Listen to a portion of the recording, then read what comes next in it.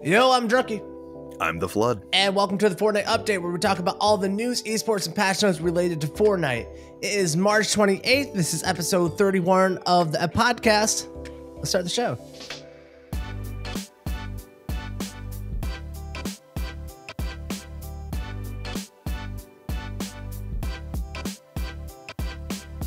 All right, Flood, so it's been kind of a quiet week in the world of Fortnite. Not much to talk about this week. Nothing going on. Really quiet. Twitter hasn't blown up at all. It's been chill. Strange. It's been a refreshing change for the Fortnite community, where we all just are. And, patch 8.2 is in the game now. Patch 8.2 has dropped. Let's go. And, wow. It's a doozy. Oh, God. All right. I woke up to this and seeing Twitter, and I was like, oh, my Lord. Blew up on Twitter, man. I get my Twitter reaction before I actually get to see the patch notes. And so I looked at it, and I was like, what did they do? Because I was laying in bed, and I was like, dude, every big content creator was like, what are you doing? What is this? And I had to go find out, and we'll get into why they all did that later. Because let's start with the weapons and items in patch 8.2. Sounds great. First up, the Baller no longer applies damage to players on collision. The knockback and bounce effect will remain unchanged. And then they go on to add future Baller iterations. We've noticed a lot of discussion around the Baller, so here's an update. We are not satisfied with the current use of the Baller, specifically in the late game. With patch 8.3 update, we will release a change that will allow players to shoot through the glass of the Baller. Non-glass parts will still have collision and block damage from bullets. First up, what do you think about the no damage to players on collision change to the Baller? I suppose that's good. I didn't really think they were being used for that, so I don't think that matters too much. Maybe there's some weird late game scenarios in pro plays that I don't know where you're knocking people with that and doing big damage, but I have never really been affected by the Baller damage itself, so I'm not too concerned. Yeah, I think it used to do 75 damage. I would actively try to hit people with the ball, and I wasn't able to do it. Maybe when you're in late game and there's 20 of them rolling around together, maybe it's easier to get hit, but maybe you get lucky every now and again, but I think it's not a thing. I don't know. I'm not too worried about that. This is a big deal, probably more so to competitive than us. What do you think about the iterations coming up? What's interesting is that this is one of the first times they've said, hey, next update, we're going to do this. We've never had an update where they're like, next update, which is, it's kind of, I think is kind of nice, I think, because it lets you know they are working towards something. And I think this has more to do with the World Cup coming up and more competitive play coming up. They wanted to let everyone know, guess what, guys? Okay, we are changing that strategy. That strategy is changing. You can start preparing now. It is going to change a little bit. So I think that's good. And I like the idea that you will be able to, it's going to work a lot more like a drift board where you can be shot. You're still vulnerable while using it, but a little bit more protected, because I'm guessing the back of your chair kind of protects you. The little bit of the sides and stuff kind of protect you. Like the actual substance parts inside the ball will still protect you a little bit, I think. Yeah. I'm interested in seeing how it plays out. I think this is a change to the Baller that might be, it's probably needed. It's not the change that I would have gone for. I think we discussed last time. I wish they'd take more of a rock, paper, scissors approach where there's an item or two that is really good at taking that out, but that is really good at taking this out. And this is, kind of a Blizzard style approach. I'm not going to say that as when I play competitive that I'm not happy for these changes. I just look at the Baller as an item and a vehicle that was pretty balanced, man. When they introduced it, I think overall it's something that pub games needed. It was a lot of fun. And now that we're going to start iterating on it, I think it's going to be punishing to more casual players because they want to be inside of it and fly around. And not only can you get knocked out of the sky, you can get damage to it. So what does that mean for, will it damage your ball and hit you at the same time? So now you're getting double punished for a shot. I feel like we're iterating too much on this item. And what really annoys me is when they say specifically in the late game. What late game? Competitive late game or pub late game? Because pub late game, this thing really never had an effect. If someone was in a ball, you could pretty much get them out of it pretty quickly. If you weren't able to, then you probably deserve to, look, if you're in a top 3 situation and a baller rolls up on you, you deserve it, bro. You deserve it. Exactly. And build a little bit, pull out an SMG, away you go. You're fine. You're fine. So I agree. I don't love this because I think the Baller, I still find it to be one of the most fun items that they've added to Fortnite and one of the best items they've added to Fortnite in terms of movement and feeling good in this game and having fun.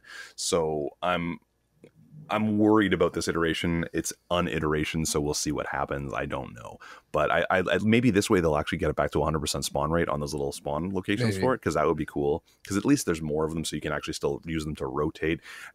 I get making you a little bit more vulnerable might be the move, but we'll see.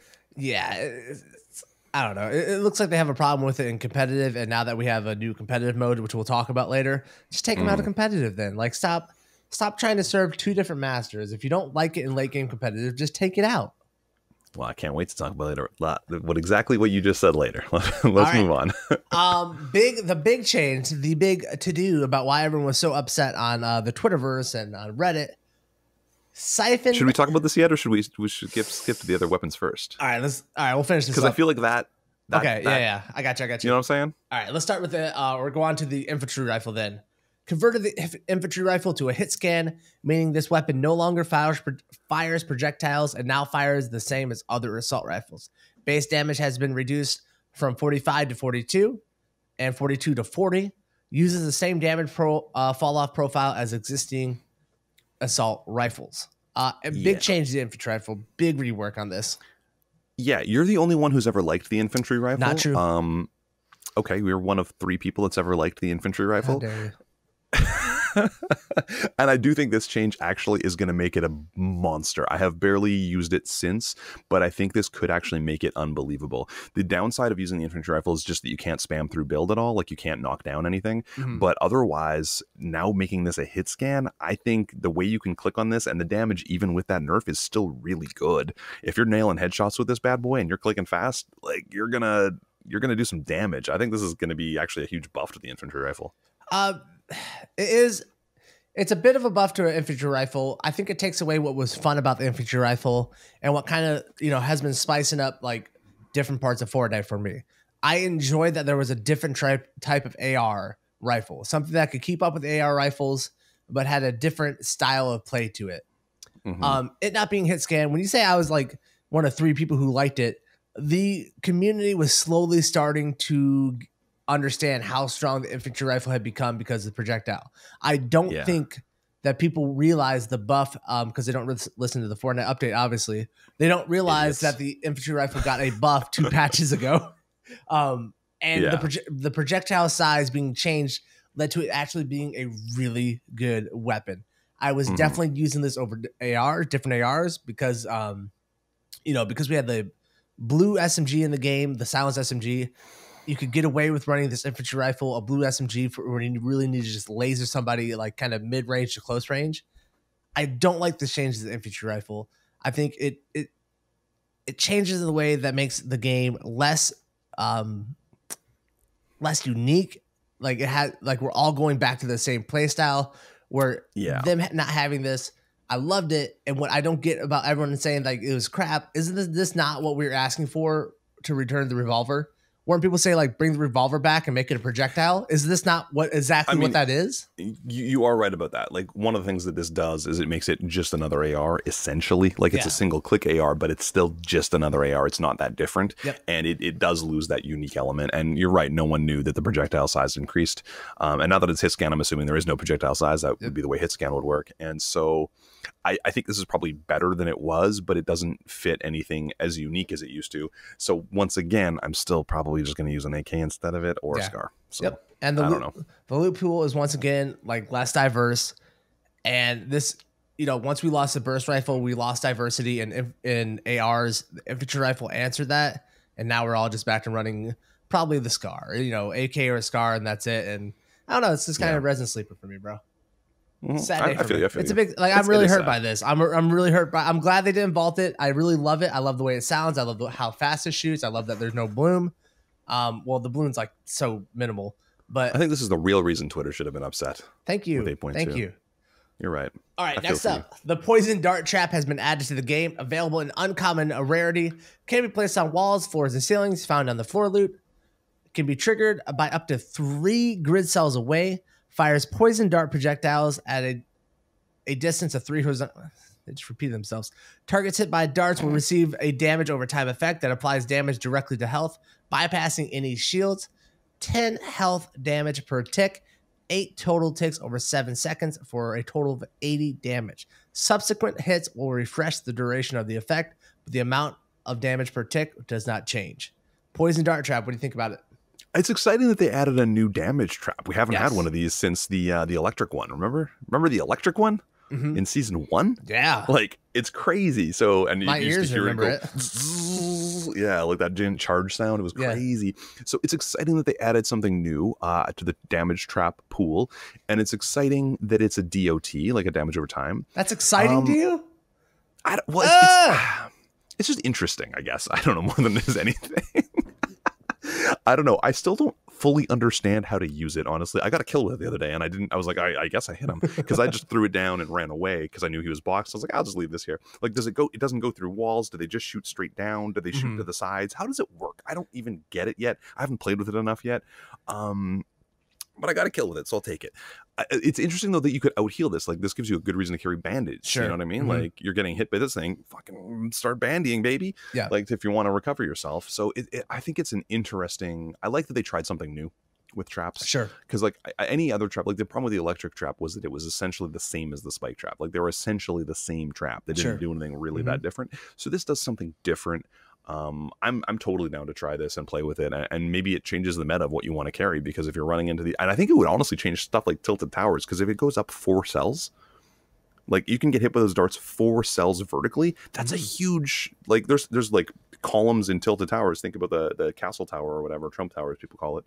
Like there's spots where you'd be able to hit them multiple floors up if they happen to go the wrong way and you don't really know it's there. So you could really mess with people. I think it's an interesting trap. It definitely is. I think this is one of those things where just having a day of playing with it really doesn't give us enough time to really like take in how it's going to feel, the different types of plays you can make. Because like in my head when I was reading it, I'm like, oh, I don't even want to place this inside of buildings. I'd rather place this on the outside of a building. So when someone run by, they just don't even notice it, and boom, now they're getting hit for, all this tick damage. Exactly. So I'm excited to play with it. I seen it get placed against me once. It's got a really nice sound effect. I placed one just to kind of like check it out. So I really haven't had time to play with it. Even, inside of the one day, I've used it once. I've placed it once. So I'm excited to play with it. Like you said, I like that there's a different style of trap. They tried something with the chiller, which I don't think, really went off well. I like that there's another damage trap in the game. The only thing I dislike about it is I hate damage over time effects in video games. I know this is like a me thing and like a group of people, certain, like I can't stand like damage over time. I can't stand it. It is like, it like hurts my soul. When it hits, every tick is just a beat in my heart, like off of my life, dude. Like I do not like damage over time. And that's the stress you should be feeling. Every beat of your heart is moving the poison coursing through your veins, and you are dying. You better heal up, buddy. I hate it. Better heal up. Get that slurp. Get that heal over time, baby. Let's move on to the new foraged items added to the game. Woo! First up, bananas instantly grant 5 health when consumed. It can be found in tropical biomes. This is apples. Basically, add to the... Yeah. It's apples. It's more apples. Coconuts. Coconuts can be foraged by damaging palm trees. When consumed, coconuts grant 5 points of effective health over a short time.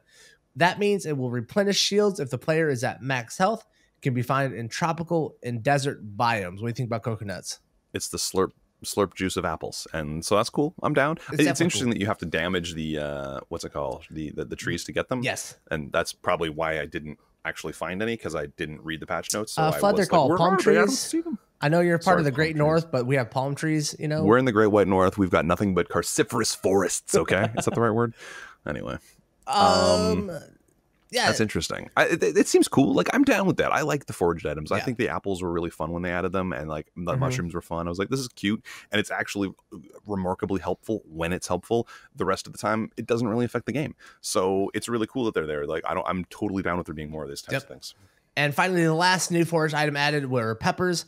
When consumed, peppers instantly grant 5 health and also increase the player's movement speed by 20% for 10 seconds. Can be found in the desert biome. What do you think about the peppers? I haven't been spending enough time in the desert because I hadn't found a pepper yet. That was the problem. I wasn't in the desert, I guess, yesterday when I was playing. So I haven't tried them yet. I think it's a cute idea. It sounds fun.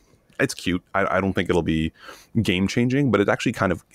This is the kind of item that actually could change rotations a little bit in the future. 100%. Like it gives you the ability to outrun the zone every now and again, which that actually could be a really useful item, especially if you got rid of all the vehicles or something. One thing like I'll talk about is that the northeast and the southeast parts of the map were missing in apples and mushrooms. They're definitely you got punished more for dropping there because you didn't have, I guess, a way to think of like ambient health that you can just like pick up and grab. So I do like that they added these items. I think they're very interesting. The bananas aside, the coconuts are a new type of item in the game that is nice. The pepper is completely different. It being in the desert biome is really nice because one of the big problems with the desert biome is that there is almost zero movement out there. That's why we still have zip lines out there, because they don't really know how to help you out rotating. So having these peppers laying around. Those particular cliff faces are really brutal in the desert biome. That style of cliff face is really, really rough to deal with. Yeah, so like you can't really go through mountains or up and over mountains because you just waste mats. So having this really helps out with going around stuff. I like it. It's a good move. Interesting to see what they're going to do with forage items going forward, because them adding a base movement speed of 20% from the peppers kind of opens up this whole new world of things that we can do with little items laying around the map. Yeah, we could have pepper juice later. We could have like a consumable that you carry like a mini that gives you movement speed. They could get crazy with this. Like they could go nuts with this if they really want to. I think this is a fun way to test it. And I think I like foraged items. I think they're fun. Yeah, absolutely. The buried treasure directional indicator is now attached to the player and emanates from the area of the treasure map in order to improve visibility, especially while moving. The indicator will continue to pulse every 3 seconds while the item is equipped. Buried treasure, you still... Small quality of life. I'll pull them up every now and again still. I still think it's a fun little game inside the game, but I'll grab them when they're convenient, or if I happen to have dropped somewhere, I'm like, oh man, there's no one in this zone. Well, I guess I'll grab a buried treasure or whatever. Like, it gives you something to do when you're in like a sleeper area of the map, so you go for it. But other than that, they're still not game changing, which means I still like them. I actually like items like this that aren't game breaking or game changing in a big way. They're just fun little bonus extras that give you a little thing to do and give you cool items and reward you if you happen to get one. They're fun. They're fine. I'm down. This is a quality of life thing. This is nothing. Absolutely. Pirate cannon adjustments. Adjusted the collision of the pirate cannon to ensure the driver's seat is always enterable without needing to nudge the cannon. Move the seat prompt locations for easier entry to the cannons. Increase the radius of cannonball and player land explosions from 200 units to 250 units. Still don't know what a unit is. Reduce the cannon impulse knockback when firing the cannonball while driving or when launching a player. This is unchanged when you are coasting.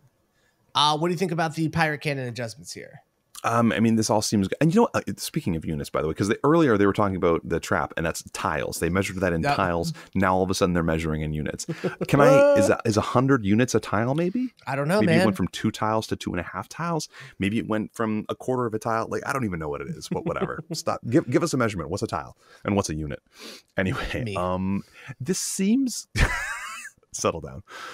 This seems like a good thing. It seems, again, like quality of life in terms of, because the cannons can be particularly janky when trying to grab them when they're close to a wall or something. That seems largely quality of life. Slightly more radius on the damage, which is great. I still don't have that what's it called, week 2 thing for damaging people with cannons, because it is the most brutal thing to ever do. And I want an LTM where it's just a line of people on one side and another line of people on the other side, all just shooting cannons at each other. I need an LTM just to get this challenge done. Please give that to me, because I hate this challenge. Yeah. Anyway, I don't use pyro cannons other than for rotation, and I think they're really fun and great for that. But other than that, I don't use them, so cool. Yeah, I would like to use pirate cannons more in the game. I think as an item, they're overly complicated, like trying to maneuver them. I think they're too slow. Any adjustments to the pirate cannon is like more than welcome for me, because I want to use them in games more. I like the idea of them. I like, I want to roll cannons around and shoot at people's builds. It's like, I just want to have fun with it. And I think this helps that. And so I'm totally down. It was very awkward sometimes trying to climb into a cannon. You climb into the front and then all of a sudden you're outside of the front of the pirate base. It's super weird. Yeah. It would be it would be so easy for the cannon to be really overpowered, though. So I like that it's clunky, but don't make me try to do damage as a challenge if it's going to be clunky. Like, get out of my face with that. Like, I don't know how you don't got that done, man. I think that speaks more about you than the pirate cannons.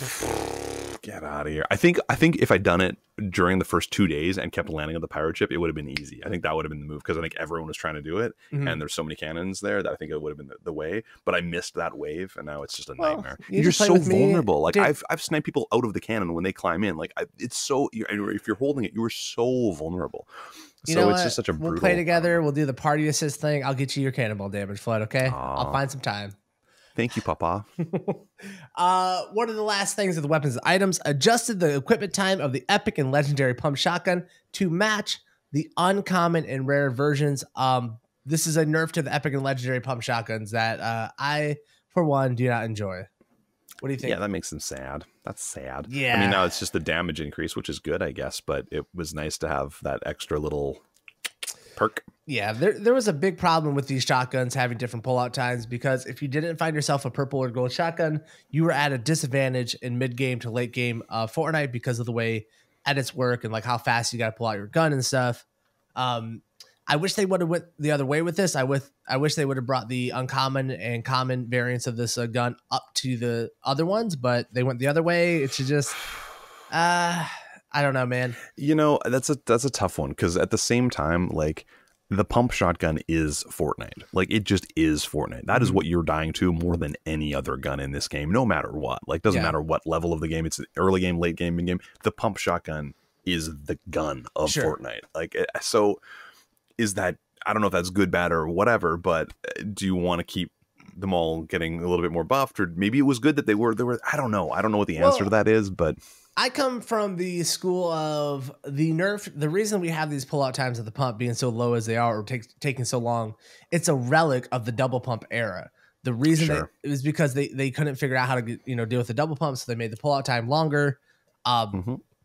I just it's so hard to like have to pull these guns out in certain scenarios when you're getting pushed or something, that not having this when someone's running at you with a pump and you can't pull it out in time, like it's punishing. I thought the purple and the gold felt really good, and I just wish they would have matched those instead of the other way. I think it's a really delicate balance too, though. Like the moment you change that, all of a sudden it changes how powerful SMGs become in certain situations. And I get why this is a struggle for them because it is a delicate balance. The moment you change one thing, there's a lot of unintended consequences. So you're probably right. I think I'd probably enjoy the game more if they matched the other way in the other direction. But that other direction is making everything more powerful. So it's a tough call. It is like, I feel like this will help with muscle memory too, and hurt at the same time, because I think in my head I always wanted things to pull out as fast as the purple and the gold. So like when my green was like taking forever I would try and shoot before it was out, and so I would get mad and think like, why isn't my gun shooting? But it's because we have these different pullout times. So I'm glad they're matched because of that. It'll feel better a little bit overall once everyone's used to it. Yeah. All right, let's talk about the big changes in the patch. The siphon and material change. Yes. In the 7.4, all the way back then, we implemented a few PopUp Cup settings as a test in core modes. A test. After monitoring a combination of gameplay data and feedback, we're gathering necessary info to conclude this initial test. We feel it has resulted in an unhealthy level of aggressive play, diminishing other viable strategies. The following changes have been reverted in all core modes. No longer will you get 50 health or shield on eliminations. 50 materials dropped on elimination are gone. There is no longer a 500 cap on materials. Everything is back to 999. Harvest rate has been increased by 40%. That is taken away. And that said, these mechanics have proven to be a positive in our competitive playlist. All changes above remain enabled in the new arena game mode. Flood. Siphon material changes. We're back to old Fortnite in pubs. That basically is what they're saying here. Yeah. Okay. So this was the giant yikes. This is what I woke up to on Twitter and everywhere, and everyone was blowing up and losing their goddamn minds. Yeah. I have some thoughts about this. Okay. First off, I hate this. I hate this. I hate playing the game without damage or without heals on kills. I hate that. I hate the original farming rate. It's brutal. Once you get used to 40% increase, even that's not enough. I want more. Because farming is not the way you want to spend your time playing this game. Okay, so one of the other thoughts that I had about this, and this is where I'm going to defend it. Okay. the fact that we have arena mode makes it okay because I can go play arena mode and still play the Fortnite that I want to play. What you were talking about earlier was serving two masters, and I think that's been a problem with Fortnite. And I think we've talked about this in the past, where like imagine starting Fortnite now. Like if this is your first day of Fortnite, maybe you're a 15-year-old kid and you just installed Fortnite for the very first time. Imagine playing against the people who are turbo building lightning quick and doing this and laser beaming everyone, and it's crazy. It is a crazy, aggressive, high skilled game. Well, not high skilled, sort of high skilled game. Like people have evolved to this, and now imagine playing this mode, playing solos in this mode. You could do it. You could actually learn Fortnite again. You could play casual. You could play an hour a week of Fortnite in that mode because it slows down the game. Maybe you want to spend that time pickaxing and moving a little bit slower and having fun a little bit more with your friends and stuff. I think that's what this is. I think if you want to, quote, sweat, as people like to say, you're playing arena anyway. So get into the arena. I think the people who are mad are the really high level pros who are in like really high tier brackets and are waiting on queue times, and they miss pub stomping. They just want to be able to pub stomp. Well, sorry, like you needed a disincentive to get them out of these queues that the casual player wants to be in. I think that's what this is going. I think this is to try to separate those two worlds. And I think it might, I as much as I hate it, I think it might be an answer. I think it might be a good answer. Well, all right. Let me unpack that for me. I'm someone who likes to play competitive, right? I like to get into the competitive modes, but I am not somebody who can do competitive all the time. I can do about 2 to 3 hours of competitive, and then it just takes away the fun for me. I'm just trying too hard. Like, it's just too much for me. I just want to like casually enjoy the game. So I'm left with going back to pubs or LTMs, right? I don't need to pub stomp to enjoy Fortnite. I enjoyed Fortnite before I pub stomped. I loved it before I pub stomped. And I would get stomped by other players. People would roll up on me and slay me. And guess what I did? I stopped dropping tilted towers until, you know what I mean? Like if I kept getting rolled over, I don't drop at tilted towers. I went to other places and learned the game. And then once I got good enough to kind of like slightly keep up with people, then I went to the harder areas to drop where I could like, you know, improve my skill and then become better. What they did here is take away everything that made Fortnite fun once again. Farming is not fun. Getting third party time after time after time is not fun. Running out and mastering a fight is not fun. And what I think that all these pub matches, why I think what you're getting at is that they're trying to make a disincentive for, you know, pub stompers to come into this game mode and play. I think it's going to hurt the casuals more so than anything. Because when you are starting out the game, you don't realize how important it is to have 10 materials. You don't realize the value of a wall to be built. Sure. And now these players are just not going to have materials. They're going to run around and shoot. And where I think they could have learned the game is in an arena setting. Like when I play Overwatch, there is competitive, there is casual, and they're the same game mode. And you could get stomped in both of those. But if you went to the competitive side, the ranked mode, not competitive, ranked, you would play against people at your skill level. And I think what they did with this is they're forcing other people into a pub match where you might not be playing against players at your skill level. Like there might be a dude who's going to roll over you because he knows how to pub stomp without builds, without materials, and he can just roll over you still. That's where I'm like, they should have had both, and they should encourage players to go into ranked, not because it's competitive, but because you will get matched up against players of your own skill. But that's exactly what they're doing. You're getting matched against players of your own skill over time. Like everyone has to actually earn their rank a little bit and figure out where they land. But that's what they're doing. And it's permanent. Because it's permanent, I'm okay with it. This isn't a 3-hour window that I get to play the Fortnite that I want to play. I can play this Fortnite anytime I want. Am I going to have to try harder? Is it going to be more intense because I'm going to be against harder and harder people? Yeah, but if I don't want to play that, I'll go play the slow version of Fortnite. There's a slow version now.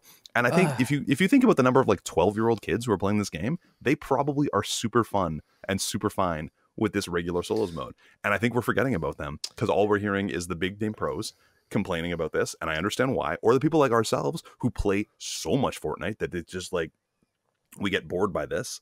But I think there's a lot of 12-year-olds who are going to be totally fine with solos right now. They're going to be totally loving squads right now. And look, and I maybe it is a bit selfish, but I'm not alone. And the player base who were enjoying pubs the way they were, it's not like it's a small, niche part of the community. This was a large swath of the community. People who play casually, who maybe pick up the game an hour or two a day and like have been playing the game for a year, they're affected by this too. Sure. And like maybe they don't even want to get into the rank mode because they just don't want that. And if they're playing that much arena, they'll stay in a fairly low range of arena and they'll be fine. Like maybe they're still matched against players of the similar level. So I feel like that's totally fair. I have no problem with that. But maybe they don't want to see the number. Maybe they don't want to see a ranking system. Maybe that makes them feel bad. Like, oh, I got killed. I didn't get my points. Now I can't have fun on a Saturday night. This is my plan. I mean, you can't please everyone. Like, there's just no way to do that. But I think that this might, like, I get why this is so abhorrent to us all. But at the same time, I feel like long term it might be healthy. I will also say that I played like 1 or 2 regular solos, and it was weird going back to not having health. Like, I landed in Dusty Divot. I got 4 kills, but I had like 3 health left at the end, and I was just like hiding for the entire mid game trying to find heals again, which is such a weird concept. And I had no build, no heals. I was losing my mind, and it was actually insanely stressful and really fun. But because it was different, I guess, maybe. I don't know. I just feel like, and then what about, it's okay for this game to exist like this. I think it's okay. Want to play squads. Now you have to go into squad matches and not have this like set of rules. There is no competitive squads. That's true. But I don't think competitive squads was never competitive anyway. That's what I'm saying. Squads was always a gong show. But there is no like competitive squads. And so you don't have an option when you want to play with more than a buddy to have this like environment where you're not getting punished all the time, Well, I think the answer is they need to bring the resurrection back, or the resurrection in that Apex has for your downed teammates, if they're going to keep the siphon rules in squads, etc. And I think that was the problem. I think people were overly aggressive. I think they were thirsting all the time because it was tactically correct to do so because of siphoning. And I think it was ruining the fun for a lot of people. I agree with that, but they need to, like you said, there's other ways to deal with that. There are other ways to deal with the problem that was created because they did this, other than just reverting the rule set. Because like, I don't want to go into squads ever. I don't want to play with anyone because I don't want to have to sit there and farm forever. Like, I don't have any friends that are worth that. No offense. You're not my friend. No, I get where you're coming from. And as I say, like, I hate this. I will be playing exclusively arena. Like, that is where I am now live. Like, I get that. I know that that's my fate now. But I'm wondering if this, like, I would love to see their data. Like, they're talking about monitoring combination of gameplay data, like, and feedback. I want to know what that is. Like, I want to see if they've got graphs and charts, because I feel like they must have interesting data coming in, like, and really next level, high level stuff, I'm assuming. So I feel like maybe we're forgetting about a segment because we are people who play a lot of games. I don't know. I don't think we're forgetting about them. I just think that someone who plays this game as much as we do should be valued higher than the 12-year-old who joins into the game for an hour and then is gone. That's all. There's a lot more 12-year-olds buying V-Bucks than we are. You think so? Yeah. I don't think so. I definitely think so. And I think I'm still going to be buying V-Bucks long after they're gone. That's true. That's true. Long-term sustainability. Yeah. But I mean, they'll graduate into playing arena once they get, like, I don't know. I don't see the problem, because as long as arena is permanent, I feel like that's, and maybe there's something I'm missing about arena. Maybe it's because I haven't racked up enough points yet to get into like really long queues or something. I don't know what happens, but like, as long as arena's there, you get the game that you wanted. So what's the problem? There's going to be long queues. I know I'm going to be sitting in a queue for 20 minutes, and like, I just don't want to do that. Once that becomes a problem, then that's an issue that Fortnite has to deal with. But I as long as I can play the game that I want to play, and currently they've set it up in a way that I can, okay. Like, I don't, you know what I mean? Like, I feel like that completely mitigates the issue for me. I don't like you bringing big words into this conversation, like mitigate, like you're fancy. All right. Sorry for reading a book, Drunky. What, you didn't even know what a palm tree was called. Now you bring up the word mitigated like you're a well-read man. I don't understand trees. I'm not an arborist. All right. I guess this is one like we're gonna have to come back next week and talk more about it to see like long term, like how we're feeling about it after we like work up. So I agree. Like, I get, like, I'm playing a little bit of devil's advocate here, because I do, like, I woke up, I saw that change, and I was like, I hate this. But I'm just trying to like rationalize it and think it through a little bit. And I think maybe this is just like ripping off a Band-Aid that is gonna be the non-serving two masters issue that we've been discussing. Maybe this is them beginning to do that, like finally separating, and that could be make or break for this game. Like it's a really interesting move. Like it's a scary thing that could happen, but it might be good. I think we're all just a little nervous, but I think it might be good. That's the place that I'm coming from. And I'm tired of you and everyone else running down the pub stomping community at large. Look, I wasn't born, with being good at Fortnite. All right. I put hours in to be able to do what I can do in that game. And like, everyone's like, oh, you just can't pub stomp anymore. How dare you? Yeah, but you got to play those hours in a world where there weren't nearly as many pub stompers. You know what I mean? Or as many people who were like legendary status players who are now in every pub. Like, I don't think I should be punished for things that aren't my fault. You're not being punished. You're still able to play the exact same game that you wanted to play, just with people at your level. Flood, I like to solo squad, okay? I want to come out Tilted Towers with 18 kills. And I can't do that. You could go solo squatting. You can't do that anymore. Solo squatting the same way. Yeah, you're right. Good point. It's a little different. All right, we're gonna talk about this next week, man. Go drop a solo squad in these rules, the rules that we lived with for 7 seasons. We lived with these rules for 7 seasons. Yeah, and the meta changed, and people stopped doing solo squads because the meta changed so much. P90s make it really rough to do it in. Yeah, that's true. The way explosives work make it really rough to do it in. The game we never used to have dynamite. We never used to have RPGs that would rip down like 3 or 4 walls at one time. 100% true. But I mean, people are like always glorify, like, oh, I missed season 3 or 2 or whatever the hell it is. This is the rule set we had. No, this is the rule set we had in season 7, Flood. It's not season 3. It's season 7 when we all hated it. We didn't get Siphon in season 2 or season 3 or season 4 or season 5 or season 6, etc. That's what I'm saying. We had the same farming rate. You don't even play as many pop-up cups as me. That was when Fortnite got really fun for me because again. And the pubs, like the regular game mode, sucked and everyone hated it. And now we're back to that. That's not in season 3. That was the start of season 7. Patch 7.4 is when they introduced all this new stuff, and that's when everybody, including casuals, came back to the game. We're loving it. Yeah, I mean, I know, like, I hate losing this. I just really think that this is a different game. I no longer think you're the advocate for the devil. I think we're past that part. All right, let's move. We're going to go on this forever if we don't stop ourselves. It's so interesting. It's so interesting what they've done. We'll talk about it next week because I'm sure there's going to be more to get into once this plays out.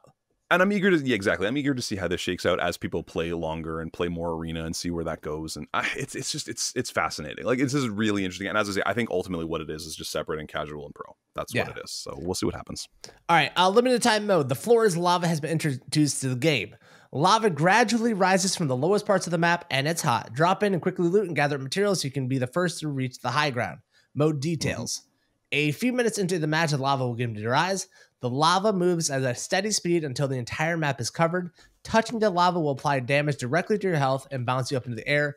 You can build on the lavas.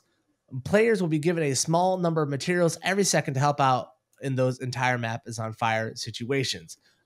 This is a completely different type of game inside of Fortnite. Huge mode. What do you think of the floor is lava?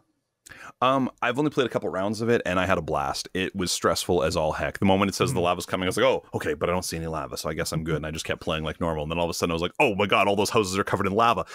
And I was like, oh crap. And so then you start building and sky basing. The biggest thing you're having to contend with in my mind is the zone, because the zone starts coming and you have to build to get away. Yep. You're slowly accumulating materials just automatically, which is really fun and interesting. I think there's lots of different strategies. A lot of people are doing like rift to goes, like try to find as many of those as you can early on, and like that lets you deal with the zone a little bit. But I mean, you still have to land somewhere. People are landing polar peaks like crazy off the drop because it's a natural high ground, or that salty spire. They love that one. And I mean, that's naturally going to be a great spot to land and hold if you can. Yeah. I don't know. It adds like this fun level of stress that I think is really interesting. I did it with a random guy. Like, I played random duos, and it was a blast. I had a lot of fun. Like, it was just something completely different. And I'm not an LTM guy, but I was like, this is fun. I like this. It definitely is a fun mode. I've only played a couple of matches. I'm not very well versed in like the meta. It seems like finding a redeploy glider is kind of like clutch in this mode. Yeah. I had a lot of fun. Once everyone starts to run out of heals, it gets very like, I'm going to camp and then like try and tunnel my way out while people are shooting me, trying to shoot my bills down. It seems like it get really stressful. I love this type of thinking to add new game modes. This is kind of like, I feel like a Getaway level of creativity when it comes to like changing the game mode. But more fun than the Getaway. Like the Getaway, like that was rife with other problems because it was trying to tack on a different game mode to an existing style of game. Whereas this is, I mean, I guess it's doing the same thing, but it does it in a way that I find much more effective. It's a fast-paced kind of thing because you're really rushed about, oh shit, there's lava now, and now you got to deal with it, and you're just constantly having to move, constantly having to fight, constantly having to deal with something, and that's fun. I don't know, it's stressful, but it's fun. Absolutely, I definitely want, when I get on today to play, I'm definitely gonna play more. This seems like LTMs like this need to be the way. I like this much more than like Team Rumble or 50 versus 50. Oh yeah, and I mean, I might get bored. Like this is the kind of thing where I'm going to do a couple rounds and then go back to arena or something. Like just to cool off or try something different, just to spice my day up a little bit when I'm playing 8 hours of Fortnite. So. All right, let's talk about the events and the new game modes. I know we had a long discussion about like the siphon and the materials, the rank mode being added to the game, the arena. Let's talk about everything involved in this. Compete anytime to gain hype to advance to higher tiers and unlock exclusive tournaments such as the Fortnite World Cup Online Opens. Each league is broken into several divisions, with players working their way from Open League to Contender League to Champion League. Scoring will update from division to division with increasing amounts of bus fare lost with each match at the higher divisions. Matchmaking in arena is based on the players' similar hype. As a result, players in higher divisions may experience longer than normal wait times. What do you think for the first like move into ranked games? I'm so down. I'm so down. It's basically just taking the gauntlet and making it permanent and adjusting some of the rule sets that they learned and some of the data that they got from the gauntlet and throwing it into a permanent game mode. I'm 100% hyped on this. It's funny that they call it hype, which is like SR in Overwatch or MMR in Dota, etc. It doesn't matter. It's basically your matchmaking score, right? So I'm down with this. I think that they made those wide divisions so that way they could help mitigate the queues a little bit, because that way everyone in the division, like there's probably a wider swath in any given division that you're going to get queued up with.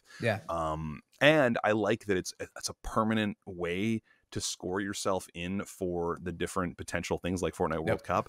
That's really fascinating. And again, there's in certain divisions, there's potential money on the line within the game. We've talked about that before. That's crazy that they're doing that. It's really kind of a paradigm shift in gaming, I think, in a lot of ways, for me at least. And I think it's really neat. I'm excited about it. I don't expect to be a super master guy, but I expect to get into those contenders and move my way in and have some fun.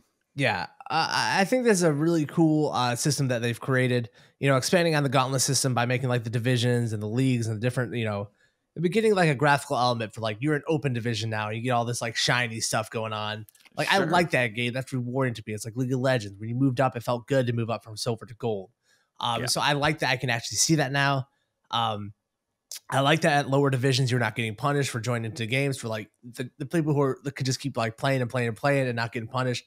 I think Division 4 is when you start to it starts to cost hype to join into games.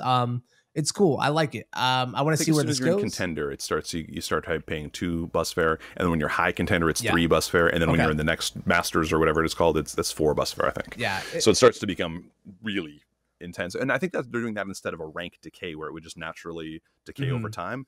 What it is, it forces it to decay over games. So like, the more games you play, again, this is a statistics thing with the way that they've set this up, where the more games you play, the more it's going to kind of even itself out. Yeah. It's neat. It is neat. I'm excited to see where it went and expand, because I know like League of Legends or whatever, the first iteration to League's divisions, like once they were good, but once they kept iterating on it, it became great. So I'm excited to see where this is going to go and see, the more information they give me, the better. Like how many people are in my division, like how am I doing inside of my division, like on a personal level. I would really like to see. Well, even remember with Overwatch, their first season had a completely different SR. It was like in the thousands, and then they changed it to like a 2-digit number. Like they completely overhauled it, because you evolve, and that's fine. But just as you and I have said, like measure me, like I want to know where I stand. How and tall it's am I, nice. please? There's something about that. Like I want to see that number rise. So I want to play, and I want to, like, that's going to make me more competitive, and I'm excited about it. Although at the same time, I noticed when I started playing it, because I know it's permanent, it wasn't like the Gauntlet. In the Gauntlet, I'm like, okay, I'm going to land over here, and I'm going to play really careful and stuff. Whereas in this one, I'm like, doop-ba-doop-ba-doop. I'm just like, hot drop. I died instantly. Whatever, let's go. Boom. But I know, as I move up in leagues, I'll start caring more, maybe. The entry rounds, like the first few divisions, I think I played like 4 or 5 games.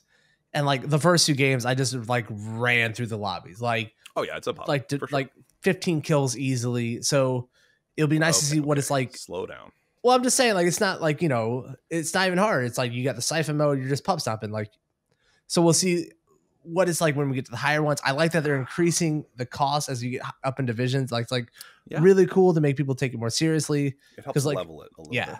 I'm down for it. Let's talk about the Lux Cup. The Lux Cup is coming up this weekend, March 30th and 31st. The duos game mode. Participate in this event requires a contender league and arena played. The prize pool is distributed across all regions, $100,000 in cash prizes. Round 1 is on the 30th. Round 2 is on the 31st. And I think this is a good opportunity to talk about the cup we had last weekend too.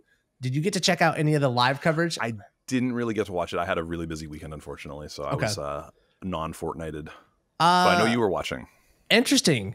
Very cool that they were actually able to implement this and kind of showcase competitive Fortnite in its best mode, because they would load up each game at around the top 30 mark. So you never got the farming part of the game. You never got early game on screen. It was all like, hey, we're in the middle of the game. Let's watch these rotation and kills now. Very, very really interesting. Right? Yeah, that's fascinating. I did not know that. Like, I would have expected, because like drop strategy is still part of the game, and it's interesting to a lot of people, I think. But drop strategy isn't the fun part to watch long term. Exactly. So that's interesting. And so they were able to, they would drop in top 30 or whatever, finish that game out, and then go to another game. So it was cool for them to be jumping around from game to game to game. You would see the people who from the pro community who like you kind of cheer for or you kind of hate.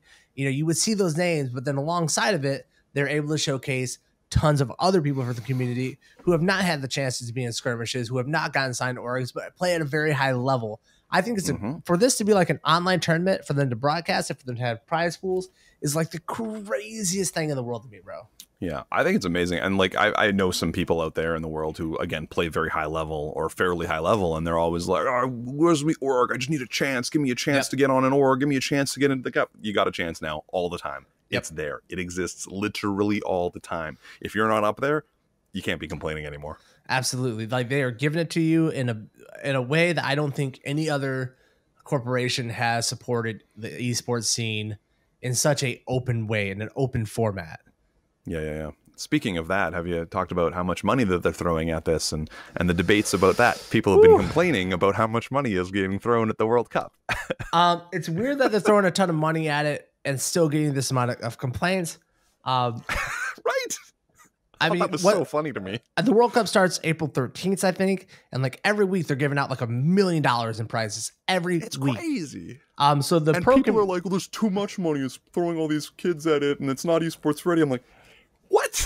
Like, wait, you're complaining about too much money? Are you joking? Like, the esports ready argument is weird because I don't think that, like, there shouldn't be. Who's it up to? Guess what? They want to put up a tournament of their game. They're putting up all the money. I don't think anyone has a platform to say this isn't ready for that. Well, then don't play. If you don't think, like, if you have a problem, and every other kid who's trying hard is playing the same game you're playing. So what are you complaining about? Yeah. Just you've made money in the past in Fortnite, so now you don't want them to try? Like, what? I don't get it. I totally get where they're coming from because they put tons of hours into their life into this game. Like, they really are making sacrifices. Sure. But at the same time, to win. You are under no obligation to do that. You are under no obligation to participate in the World Cup for Fortnite. If you have as much of a problem as I read through their tweets, I feel like they have this energy they put into their tweets. And if you really have that energy about this and you really have this dislike about it, then you have to speak with your actions and not participate.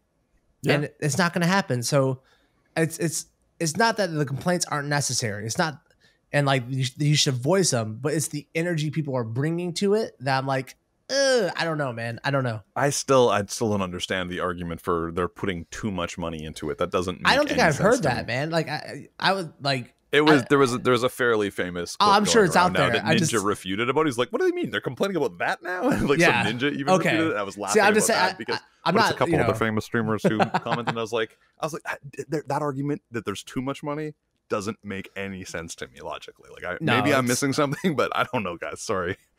the fact that they had that money to give away speaks volume about like here's exactly. our well, and from what I understand, the last like notes that I've seen, like their player base is still expanding. Yeah. Like it's still going up. There's concurrent players still apparently going up from the last little like clips that I've seen popping out. And I don't know how recent the numbers are and how accurate they all are, but apparently this game still growing, baby. So I would love to see those numbers and how they came to those numbers.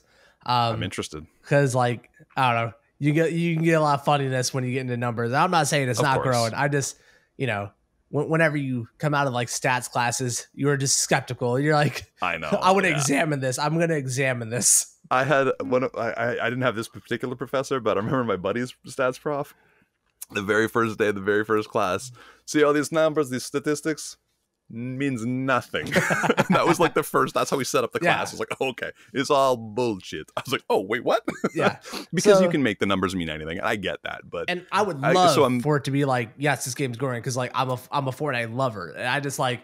I'm shocked that the player base is still growing because who isn't already like in the game? Like who? Well, this is part of my argument. It was thinking about that made my argument for this more slowed down version of the game, honestly, because I forget that there's literally like 9 million other people signed in when I'm signed in, and that the Twitch community that is pretty quote try hard or sweaty or whatever that we're all a part of a little bit at least is a tiny percentage of that. We're very vocal. But we're a very vocal minority of the player base.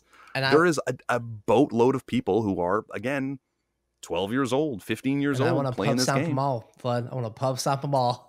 Feel good about myself on the inside, okay? I know you love to make children cry. I get it. You're the guy who steals ice cream out of the kid's hand. I know who you are. You're a villain. You grew the goatee. I understand. You're the evil version of you now. Look, I didn't grow this goatee, okay? I trimmed into this goatee. You grew inside of that goatee because you were pure evil from that goatee. I just want to be Anakin when I load up Fortnite. I want to be Anakin Skywalker. I want to turn on my lightsaber and like... And you want to own that low ground. Stop the Jedi Academy. Okay? You're just... Oh, God, killing the younglings. You're a monster. All right. I think that's all we got for this episode of the Fortnite Update. That is episode 30. My name is Drunky. You can find me on twitch.tv/Drunky. And my co-host, The Flood. Twitch.tv/The Flood. Thanks for hanging out with us. That's going to do it. Make sure you rate, review, and subscribe on the audio platforms and on YouTube. Leave comments. Thumbs ups, baby. Give us those little thumbs ups. I love those thumbs ups. I'm going to see you guys for episode 31 of the Fortnite Update. Bye, everybody. Bye.